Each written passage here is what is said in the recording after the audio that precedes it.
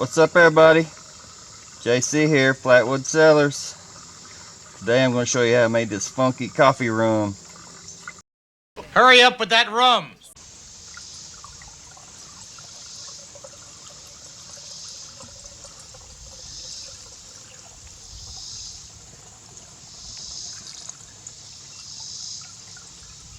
So, coffee rum. I've been making this spirit since about 2010. It's one of my absolute favorites. If you've ever heard of it being made before that, please don't tell me. I like to think I invented it. I tweak the recipe from time to time, but the base ingredients are always the same. I've added a few things all the way up until the point of distillation, so stick around till the end. Let me show you what I'm working with. I'm going to be using a gallon of Grandma's molasses, unsulfured. It's a little bit more expensive than blackstrap, but it has a sweeter taste and not so burnt. I think it's well worth the money. I'm going to be using 8 pounds of Murena sugar, Stave and Bean coffee out of Kentucky. They age their beans in used whiskey barrels or bourbon barrels. This is orange curacao.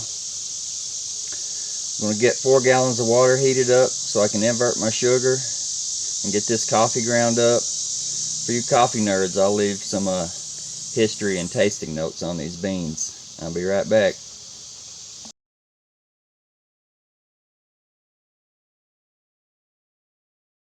Alright, I got my 8 pounds of cane sugar inverted.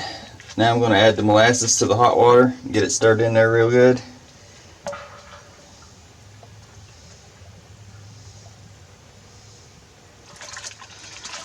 I don't have any dunder for this rum, but I think I got the second best thing.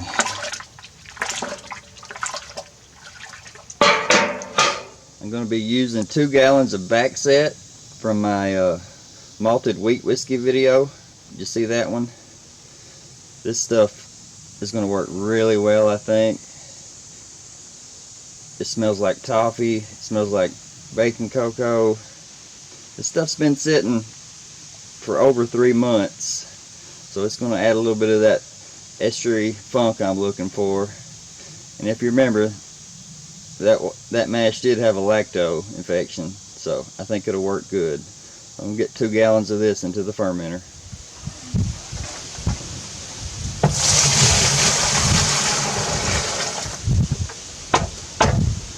Now I need to get my liquid hot molasses in there.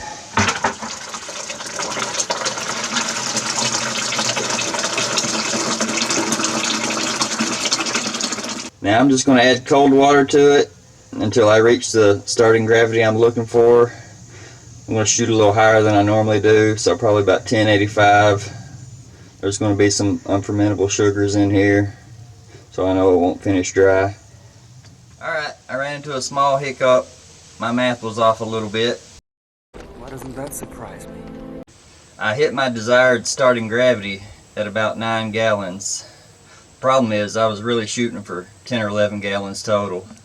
Luckily, I had another bag of pure cane sugar sitting around, so I added it, topped it off with some more water, up to 12 gallons. Now I'm sitting at about 1080, which is perfect. Now it's time to add the coffee and the yeast. I got my coffee in this hops bag. That'll just make it a little bit easier on cleanup. I like to add it once it gets down to about yeast pitch and temp. That way the really hot water doesn't bring out the astringency in the coffee. And for my yeast, I'm going to be doing something a little funky. I'm going to be adding some yeast trub from the tropical split brandy I did about a month ago. Did you see that video? I'll leave a link down in the description. It's a video I did with Crazy 8 Moonshiners.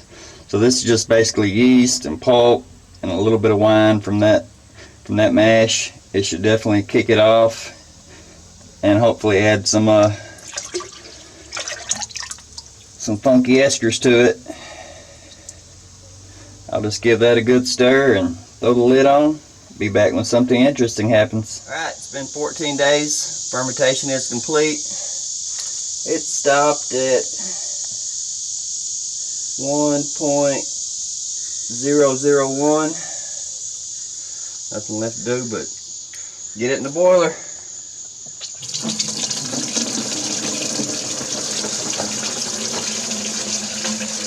Alright, I got the wash all loaded up.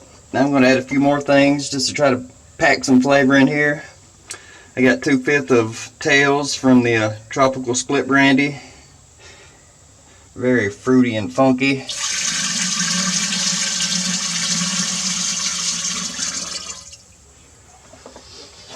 Got about a 1/5 of back set from the tropical split brandy.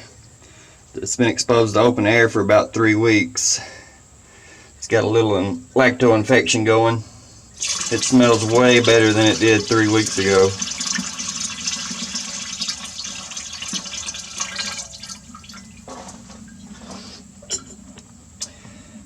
And a quart of, call it what you will, vanilla extract, vanilla moonshine. It's just some neutral spirit that's had about 10 to 12 vanilla beans in it over the past 3 months.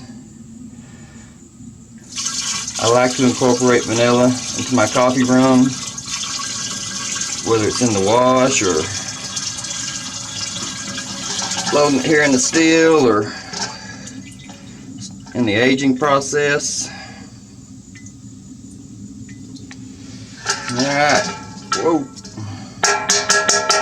Let me get this Avenger assembled and I'll light the fires and kick the tires. Single pass, 1 plate.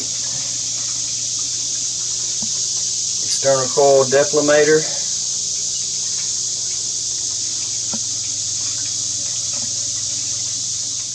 I pulled off a little sample before I filled the barrel just to give you all an idea what I'm working with. It was all proof down to 102. You can definitely drink it silver, but I prefer it aged one way or another.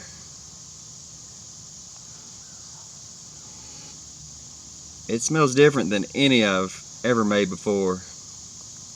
I would say it's that gourmet coffee. I normally just use the cheap stuff that I drink. It's coffee and molasses right up front.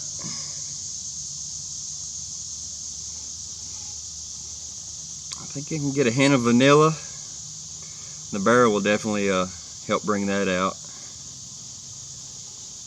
It's got the good rum funk I was going for.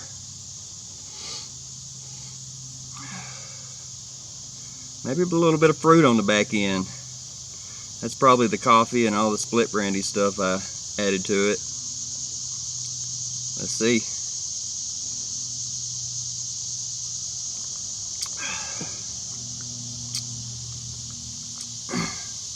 That's not bad at all.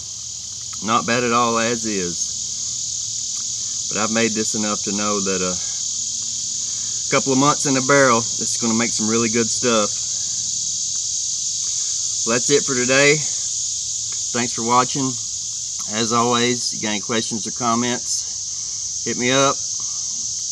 Until next time, cheers.